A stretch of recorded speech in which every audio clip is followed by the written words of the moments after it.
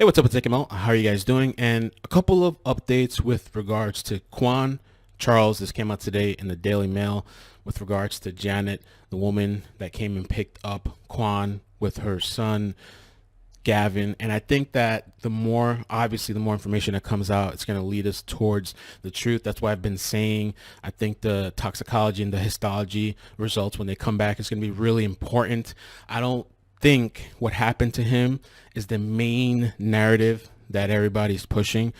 And I find it hard to believe too that if you've seen the surveillance video that was released yesterday, I don't think that's CGI. Some people were thinking that the video, for some people, everything's fake. I don't think they went to Hollywood and got this whole video made up. That's actually what happened. That video footage out there. And I don't think that this is the first time Quawan had ever met these people. I could be wrong. I don't think it's their first time, and especially with what I read in the other article where he purchased the dog that he really loves from those same people a couple of years ago. I don't think it's the first time that he's met them. Maybe the parents didn't know him or of them, Janet and Gavin. I don't believe it's the first time, especially the way they got into his car. They even walked out to the front of the house. They played with the dog, and then they left. I don't know. You guys let me know your thoughts on that. Now, with regards to the history of Janet, it's very telling, and this kind of leads to the theory that I haven't really spoken about publicly, only to the people that I speak to on the phone or in the DMs. I think this may be a situation where he went and hung out with these people. They might have gave him something. They all took something, and he left on his own, and something might have happened with whatever they gave to him. Who knows? And we had the woman supposedly call the mother and say that they were taking shrooms. So this is the article by the Daily Mail, which I think has loads of interesting and important, relevant information about the history of this woman, Janet. It says here, a woman who was last person to see tragic teen Quawan Charles alive has a history of arrests for drugs and burglary and lost custody of her kids after she was accused of neglect and domestic violence by their father. A couple of the notes here, the ones that I think should be mentioned. He had been picked up from his home by Janet Irvin and her son Gavin. Quawan was friends with Gavin, 17, but his parents say they'd never met him, which is, I believe that's possible, no problem. Irvine, 37, which I think they misspelled her name, has an extensive arrest record and includes drug-related charges and as well as burglary and receiving stolen property. She temporarily lost the custody of her two children a decade ago after she was accused of domestic violence and neglect by her children's father. No one has been arrested, we know that, and no one has been named as a suspect. They say Quawan died by drowning in ankle-deep water. However, Quan's face was so mutilated, the lips were partially gone. When he was found in the sugarcane field, he had multiple lacerations on his face, which the family says are suspicious. Police over the weekend said that the lacerations from aquatic activity. We've covered all that stuff, and that's what the autopsy preliminary results say. And that person that called in with the tip for the shrooms, who knows what else could have been given to him if he was given stuff. And totally, if Janet gave him stuff, she should totally be held accountable if that's what happened, 100%, because he's a minor. The white woman, you gotta love how they start that. The white woman who authorities believe was the last person who saw the black teenager, Quawan, we know she's white, we know he's black, but before his corpse was found, Louisiana sugarcane field 4 days later, has an extensive arrest record that includes drug-related charges as well as burglary and receiving stolen property. Daily Mail has learned exclusively. What's more, the woman Janet, 37, temporarily lost the custody of 2 of her 3 children a decade ago after she was accused of domestic violence and neglect by her children's father, according to the court records in Lafayette. Interesting, because I think Lafayette is where Quawan came from, right? I think we're going to read about that later.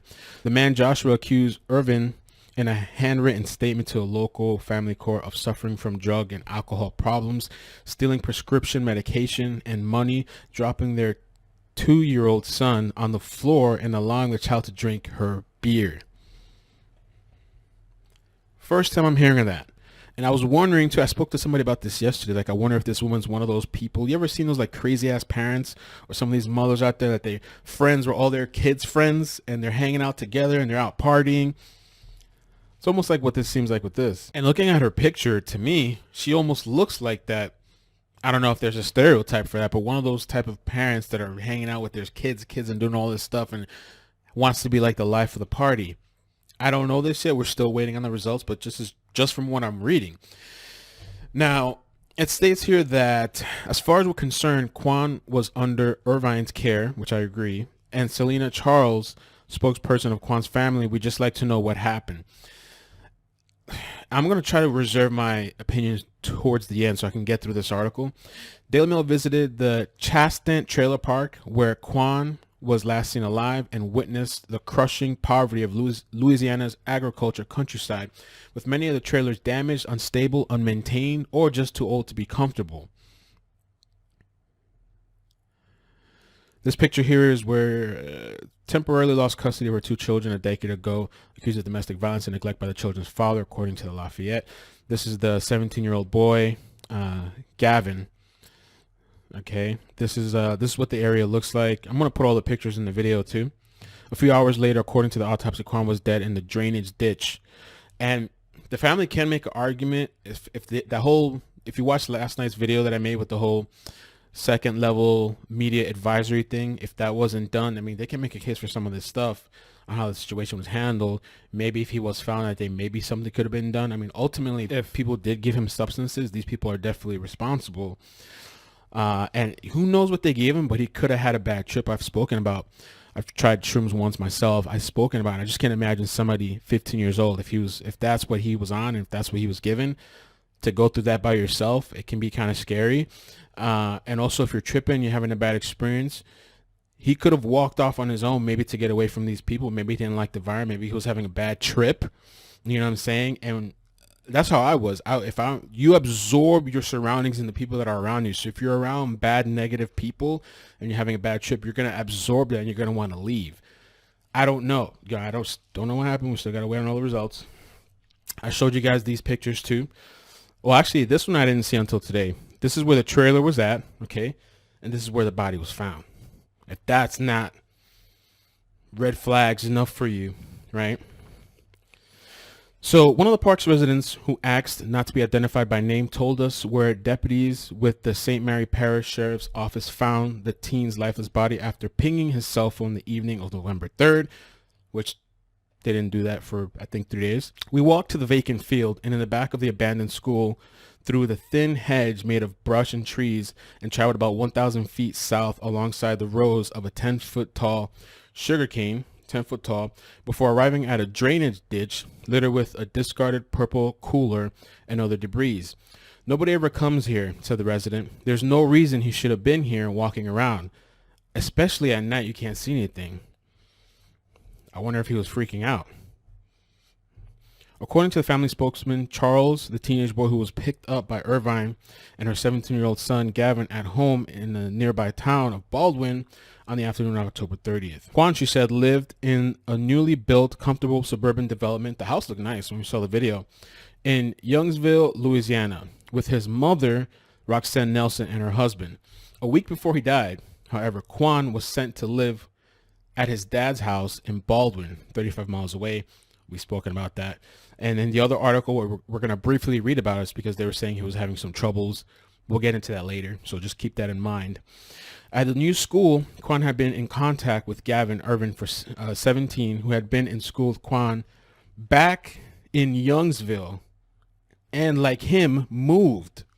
There's a history and correlation. That's why I say I don't believe this was their first time meeting. I think they've hung out probably many a times.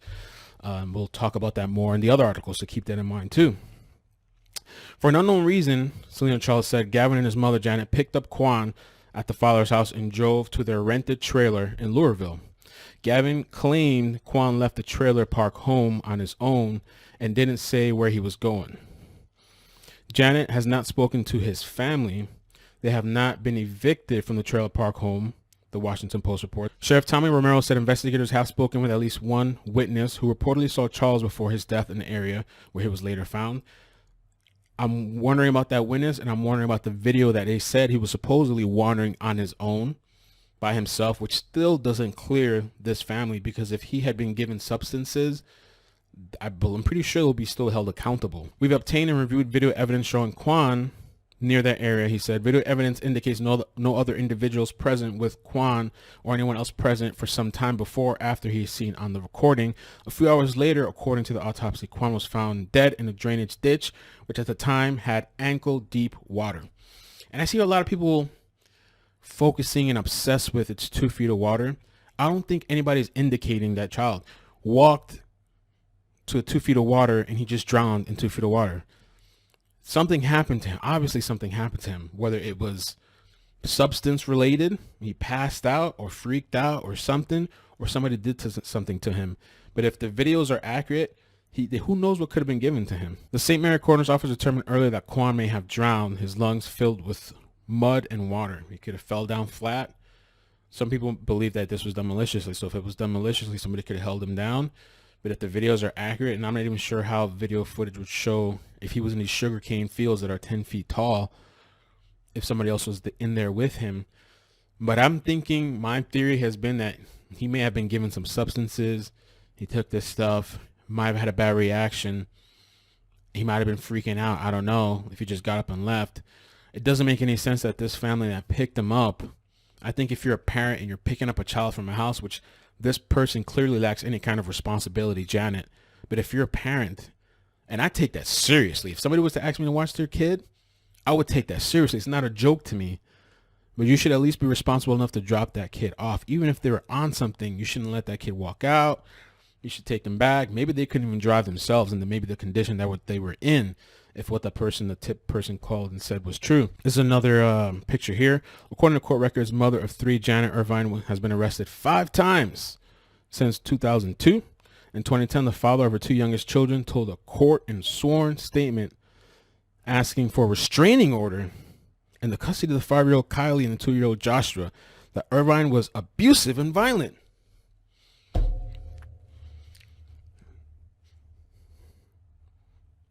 You definitely cannot look away from her. There's just no way with that kind of history and the last person that he was with. I'm not saying that she actually went out and physically did something to him, but it's very possible that he was given stuff. And he's a young guy in high school. This is the trailer park where Quawan was last seen alive. Witness the crushing poverty of Louisiana's agriculture. This is the picture here. The medical examiner blamed the damage on aquatic animals, which I think is possible too. It's possible. We don't know, but it's possible. We're going to have to wait for the forensics, the rest of the forensics. Little animals could have came. But when Quawan's relatives called in to identify the body and saw his face, they suspected that there was more to his disappearance and death. They noticed parts of his lips and left cheek were missing, while there were lacerations on his forehead. The medical examiner blamed the damage on aquatic animals, while the family compared the photos to Quawan's of Emmett Till, which we briefly spoke about on the live stream. The live stream wasn't about Emmett Till. There's a lot of documentaries online. I couldn't stop the live stream that was about Quawan to go into a whole story about Emmett Till. Quawan's family is waiting for the results of an independent autopsy. The teen has been laid to rest on Saturday. Early on, the sheriff's office investigation centered on Irvin's trailer, and I believe this is the trailer they probably searched. It was searched, okay, but yielded no clue of what could have happened to Quawan's death, which I wouldn't be surprised since it was days later. If there were substances in that trailer, they would have cleaned it out by now. They had so much time. You know what I'm saying? They would have cleaned out that trailer. Sometimes a lot of these substances, too, don't stay in the body for long at all. So you could have done something, you could have been on something, 2-3 days later, clear out.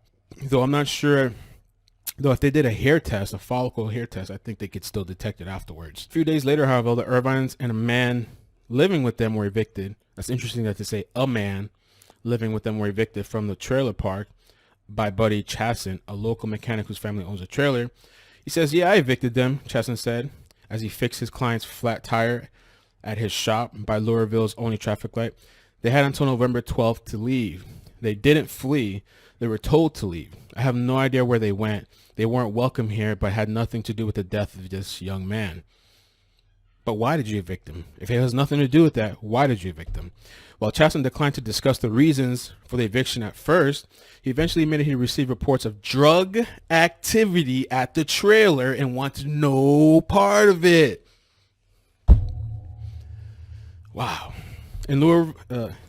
Like in rural towns everywhere, where boredom and desperation form combustive combination of opioids and crime and have become a scourge in the small town Louisiana.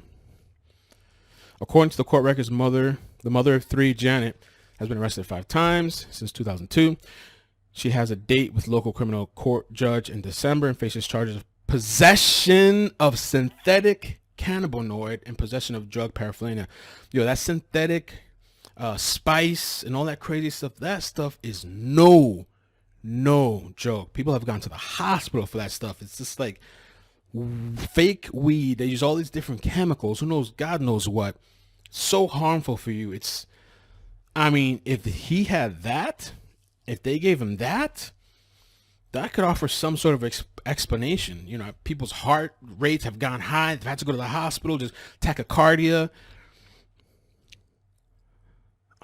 Bad people for him to be around. And it's crazy.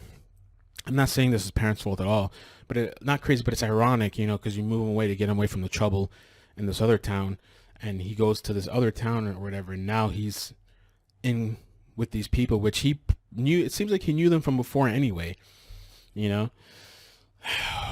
That's crazy. In February 2019, she was charged with felony possession of hydrocodone after a traffic stop in Lafayette Parish, according to the court records. That's what I say. Who knows what could have even been in his system? I think the toxicology is going to be very important because I think it's going to tell us about what happened, what may have been given to him, what may have been provided to him.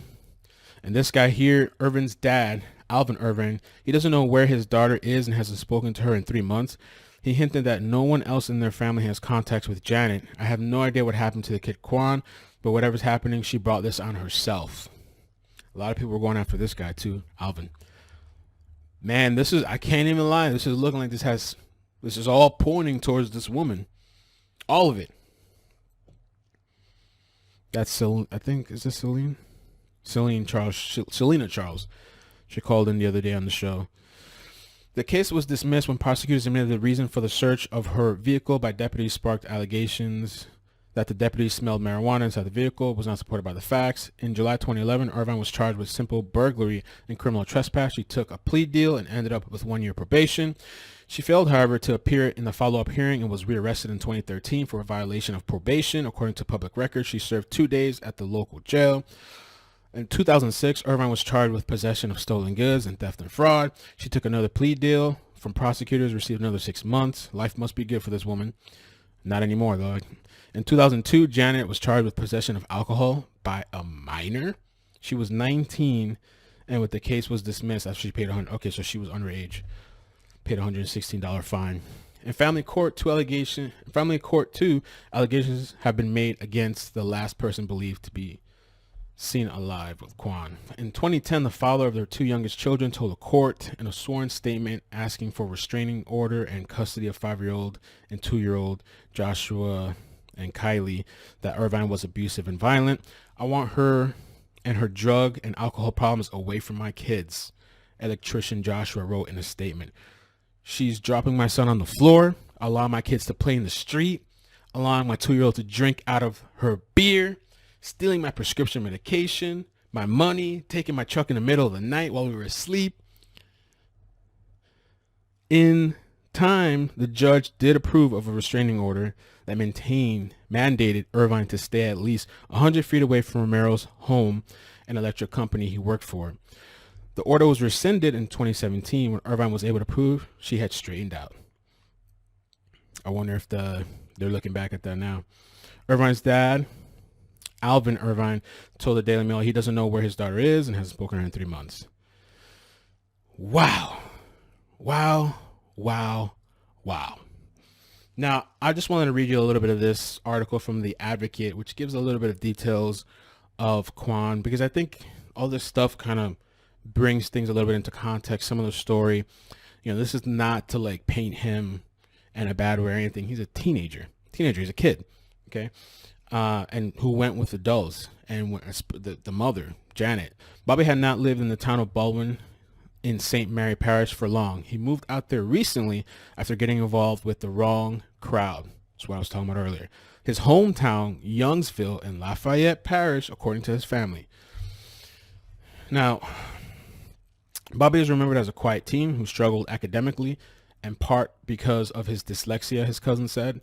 He started the year at Southside High School in Youngsville, but had just begun classes in West St. Mary High School.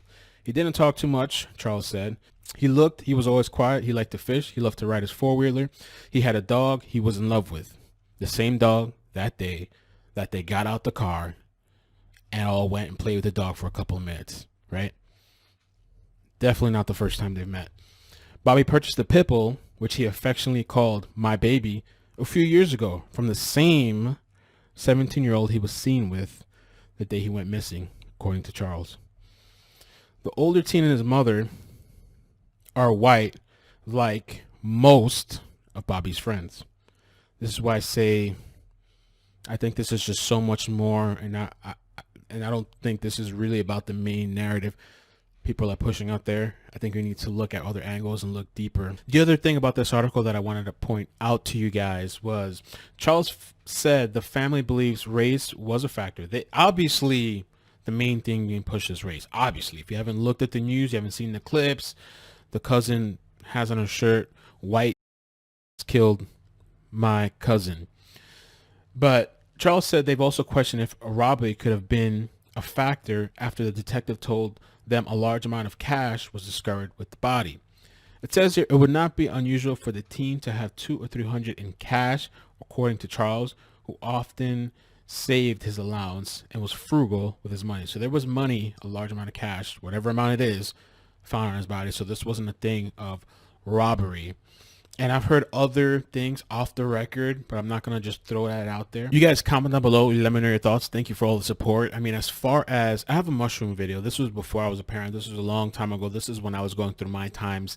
And I don't even think, that's why when I heard the mushroom story, I don't even think mushrooms is enough in my own personal experience for a guy this young still, even at 15, because 15, your mind is still developing.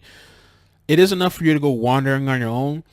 But for you to fall over, and if you're in mud, just to fall over on your own and just stay in mud, drinking it, drowning, like that to me, from my experience, is not enough. Now, given this woman's extensive history of other substances, if there was other things mixed, because many times people take shrooms, they're probably taking other stuff too. Sometimes they smoke. Maybe if there was that synthetic cannabinoid there, you add that on top of it. That to me, the synthetic marijuana, that stuff it's strong. It is no joke. It can cause all kinds of things to your and delusions and things to your body that are not good and dangerous. And if you watch my video, the shroom video, there's people out there that when you're in this vulnerable position, because you're vulnerable, they like to take advantage. Maybe they think it's fun. Maybe they'll try to give you other things. I had a friend a long time ago, many years ago, friend Chris, he told me this story that like